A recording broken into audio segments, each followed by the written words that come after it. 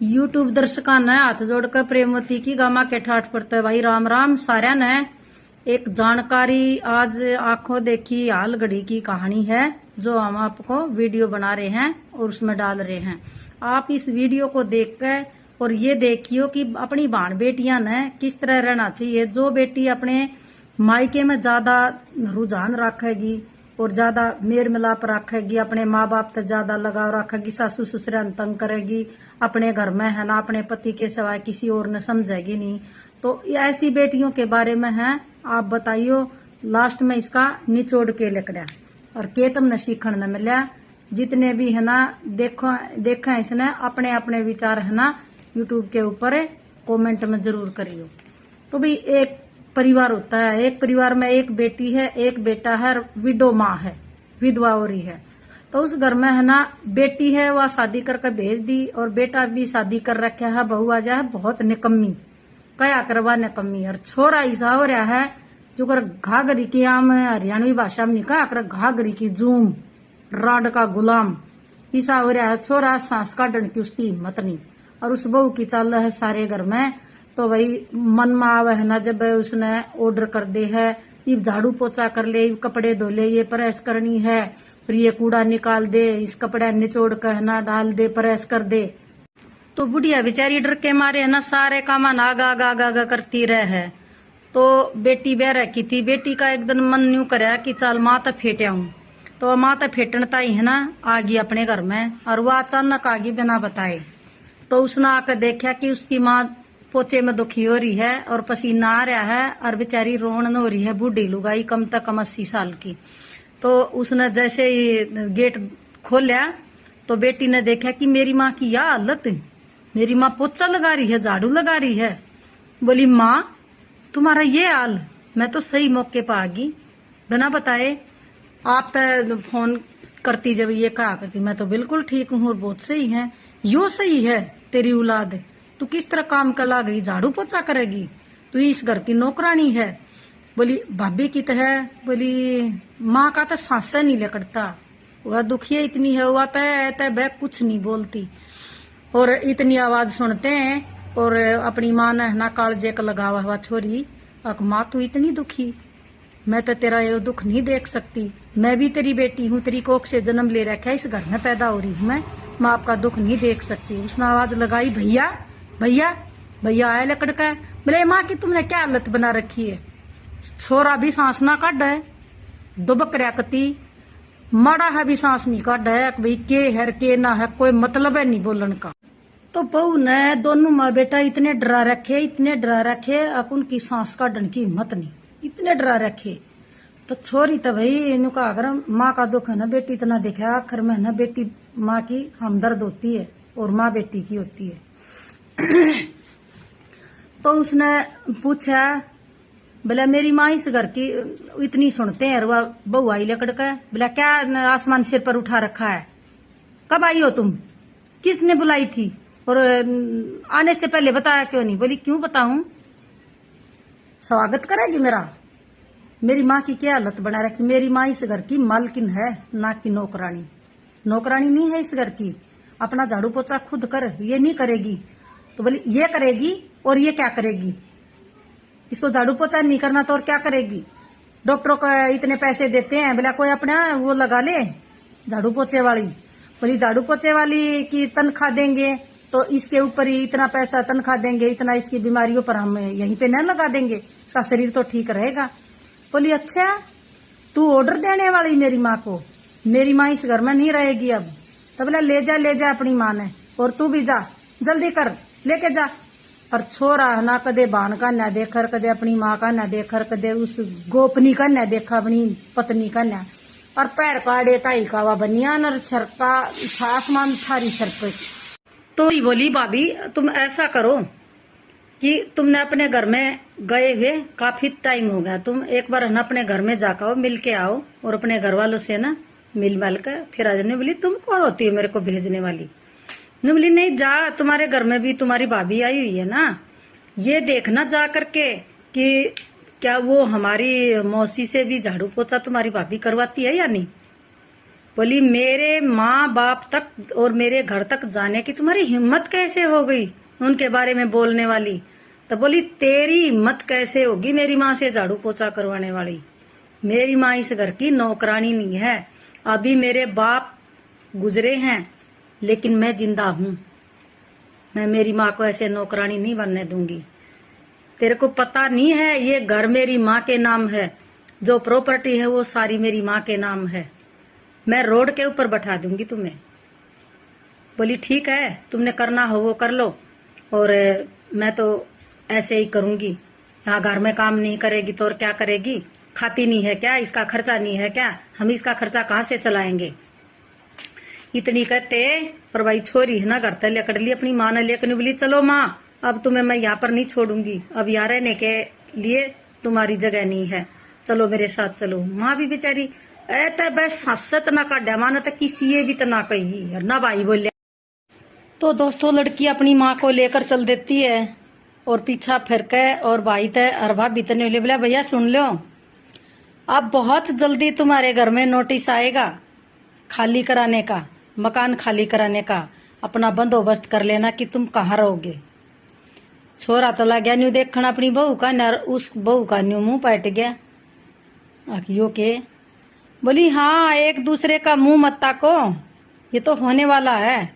मेरी माँ को दुख दे करके क्या तुम सुखी रह सकते हो? अब तुम्हें मैं सुखी नहीं रहने दूंगी। क्यों? इस घर में हिस्सा मेरा भी है। उसी बाप को और उसी माँ को मेरे को भी जन्म दे रखा उन्हीं ने, और उन्हीं ने तुम्हें जन्म दे रखा। और ये कौन है? इसका क्या हक है यहाँ इतना बोलने का, जिसने एक एक पाई जोड़ करके ये कोठी खड़ी कर रखी और इतने कष्टों से पैदा करके हमारे को पाल पोस के इतना बड़ा कर रखा। किसकी देन है रे? अरे तू इतना गुलाम हो गया अपनी बहू का कि अपनी माँ के बारे में दो शब्द नहीं बोल सकता। इतना गुलाम तो नहीं होना चाहिए भैया। आपने तो जायज बात माननी चाहिए और नाजायज मत मानो, चाहे पत्नी और चाहे माँ हो, नाजायज नहीं माननी चाहिए।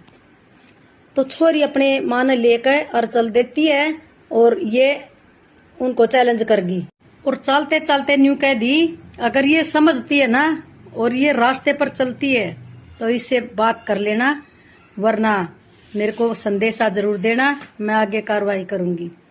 तो खड़े होकर दोनों के दोनों एक दूसरे के मुंह न देखते रह गए। अगर भाई न्यू हो गया तो हम कित रवांगे? तो फिर भलाई भी समझ ले, गलती मान ले मेरी बाण तर मेरी माँ है, नहीं तो घर खाली करके जावेगी कित, तेरे मायके में लेकर जागी मने। बोली नहीं वहां तो मेरी भाभी ऐसी है वैसी है। बोले तू के कसर गाल रही है? तू कौन सी कसर गाल रही है मेरी बाण गल? तू भी भाभी ईसा कर रही उड़े देख देख कर। तो उस घर की है ना हमारे घर में नहीं चलेगी। अपने घर की मर्यादा में रहना चाहिए। मेरी एक माँ है बूढ़ी, उसकी सेवा करनी चाहिए। अगर ऐसा तेरे को मंजूर है सेवा करना, प्यार से रखना, उसका कहा मानना और उससे काम ना कराना बुजुर्ग से, अगर तेरे को मंजूर है तो चल दीदी के घर चलते हैं और माँ को लेके आते हैं। तो उसकी समझ में आई। फिर भी उस छोरी ने है ना एक वकील तक बात करी। बोले भाई इस तरह बात है, मेरी माँ बहुत परेशान है। बोले कोई बात नहीं, परेशान है आप भी रख सकते हो और प्रॉपर्टी है ना वो आपके नाम हो जाएगी आपकी माँ की। बोली प्रॉपर्टी मेरे को नहीं चाहिए, लेकिन मेरे को मेरी माँ की सेवा चाहिए। तो बता दिया। फोन चला गया भाई का। तो बोला जी माँ बाप माँ की है ना हम सेवा करांगे और खूब बढ़िया करांगे और माँ ने है ना भेज देनी। बोली मैं क्यों भेज दूं, माँ मेरे पास रहेगी, मैं नहीं भेजती। बोला नहीं ये सेवा करेगी क्यों नहीं?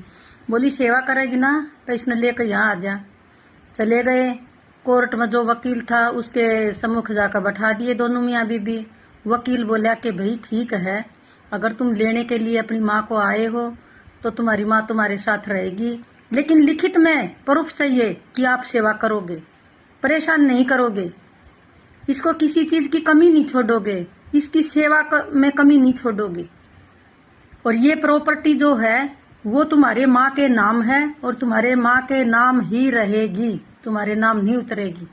इसकी सेवा करके और इसके घर में काम करो और रहो। बोला ठीक है। मतलब आइंदा है ना लिख के, और मैं ये लेटर लिखता हूँ, ये सारी बातें इस पर लिखूंगा और इस पर साइन करोगे। आगे से इस बुढ़िया को अगर दोबारा है ना कोई भी परेशानी हुई तो तुम्हें जेल भी हो सकती है, और जो इस बुढ़िया को रखेगा तुम्हारी बहन भी रख सकती है, क्योंकि उस घर में तुम्हारी बहन का भी हक है। ये मत सोचना कि ये शादी होने के बाद अपने घर में आ गई तो इसका कुछ बचा नहीं उधर। ये उस घर की वारिस है, उसी घर में पैदा हुई है, तेरे बाप का खून है, तू भी है, रिया भी है, बराबर का हक है आज बहन का भी। तो पहले तो वो छोरा न सांस भी ना काटा था, फिर कोर्ट में वो बोले, फिर भाण ने भी टोक दिया, बोले तुम उस दिन क्यों नहीं बोल रहे थे, एक भी आवाज तुम्हारी नहीं निकल रही थी, ये बोल रही थी चर चर चर चर, और अब इसकी बोलती बंद है। तू तो बाहर चला जाएगा भाई, सेवा तो तेरी बहू न करनी पड़ेगी, क्योंकि घर में माँ तो इसके पास रहेगी। इसके बयान देवा वकील के पास, बोले बोल पड़े कुछ तो बोले, बोली नहीं कर दूंगी, सेवा करूंगी, हमारी माँ है और माँ ही समझूंगी, मैं इनको ना सास नहीं समझूंगी। बोला ठीक है। उसने लिख दिया कि ये प्रॉपर्टी जब तक ये बुढ़िया जीवेगी तब तक इसके नाम रहेगी, उसके बाद इसके दोनों बच्चों कर जाएगी, बहू का कोई हक नहीं है, दोनों भाण भाइया का जागी या जमीन, और ये जो कोठी है इसकी या, और ये है ना लिखित में ले लिया है हमने, एक कॉपी तुम्हारे पास जाएगी, एक हमारे पास जाएगी। अगर दोबारा से इस बुढ़िया को तुमने परेशान कराया तो ये तुम्हारी बहन कभी भी आकर और हमारे साथ दोबारा से शिकायत दर्ज कर सकती है। और आजकल है ना कोर्ट ने ऐसा रूल काट रखा है कि जो अपने माता पिता की सेवा नहीं करता, उनको परेशान करता है, उनको खर्चा नहीं देता है, तो वो माँ बाप अगर मान लो किसी माँ बाप ने अपनी प्रॉपर्टी बच्चों को उतरवा दी तो वापस ले सकता है, ऐसा कोर्ट का आदेश है। तो दोस्तों माँ बाप का फर्ज है कि जो बच्चा सेवा करता है ना उसका दौरा रहो, दब के मत रहो और डर के मत रहो। अरे इतनी मुश्किल तक घर बसाया जा है, बचपन तक लेकर इतने लाडा तक बालक पाले जा है, और फिर बुढ़ापे में जब मारे दिन आ जाए सेवा के, जब ये नखरे करे हैं, हमने भी तो पाले थे। अरे कम से कम थोड़ा बहुत सेवा का तो मौका ले लो।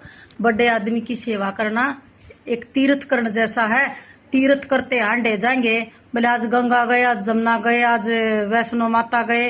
अरे वैष्णो माता थारे घर में ना है, ये तीर्थ थारे घर में ना जा करोगे तो उड़ जाए तो क्या होगा, वो जीत जाओ ना, उड़े वे दई देवते बुरा मानना है। अब तीर्थ तेरे घर में बैठा था, माता तेरे घर में बैठी थी और बाप तेरे घर में बैठा, ये दई देवते तेरे घर में बैठे, उड़ क्यों ना कर ली सेवा के बोला 70 चूहे खाकर बिल्ली हज को चली। वो काम मत करो बालको, बिल्कुल नहीं करना चाहिए। तो मेरे लाडले बालको मैं तुमने ये कहना चाहूँ हूँ कि माँ बाप की आत्मा सताई बहुत खराब हो है, जिंदगी में सुख नहीं पाओगे। माँ बाप की आत्मा जब रोली ना तो जिंदगी में सुख नहीं होगा। तो गंगा माथ जो बोलो, जिसका माँ बाप दादा दादी बूढ़े है ना, सेवा का मौका ले लो, बार बार ये मौका नहीं मिलेगा। और ये बउआ की है ना इतनी मानो जितनी बढ़िया हो, ये तक कति कठपुतली बना दे हैं तुमने। तो भाई मारा बताने का मतलब यो है कि आजकल गवर्नमेंट का रूल यो है कि चाहे एक माँ बाप ने जमीन तुम्हारा तरवा दी ना, न्यू मत सोचियो अको हमारा चढ़गी तो उतरगी तो उतरगी, वो अपनी जमीन वापस ले सकता है। ऐसा प्रावधान है सरकार का। जो सेवा करेगा ना वो ले सके, जरूरी नहीं है अपना सेवा ना करता कोई पड़ोसी करता हो वो उसने भी दे सके है, वो अपने ने भी दे सके है, वो अपने रिश्तेदार ने भी दे सके है, वो अपनी बेटी ने भी दे सके है, और वो सेवा करने वाले अपने बेटे ने दे सके है। तो भाई हमारी हाथ जोड़कर यह रिक्वेस्ट है, अपने बुजुर्गों की सेवा करया करो।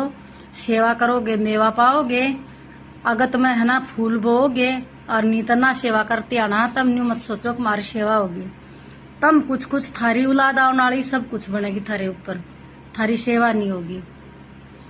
तो इस बात ने ध्यान में रखते हुए सारे बहन भाइयों ने राम राम। इस कहानी से तुमने के सीखने न मिला, के सीख मिली, किसी लागी कमेंट में जरूर लिख कर बताइयो। मेरे छोटे बड़े सारे ने हाथ जोड़ कर विनती करूँ हूँ कि कमेंट में है अपने अपने विचार जरूर दर्शाइयो कमेंट में लिख कर, ठीक है ना।